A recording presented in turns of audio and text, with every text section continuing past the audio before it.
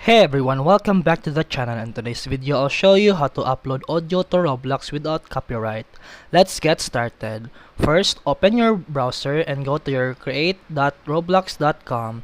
Log into your Roblox account.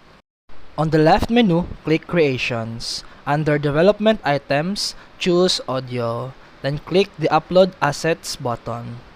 Then click Choose File to select your MP3 or WAV file from your computer. Enter a name and descriptions for your audio, then click Upload. Make sure your audio is original or royalty-free to avoid copyright strikes. Then open Roblox Studio, then go to View, Toolbox, My Audio. Find your uploaded audio and drag into your game. And that's it for today's video. If you found this helpful, please like and subscribe for more videos. See you in the next one.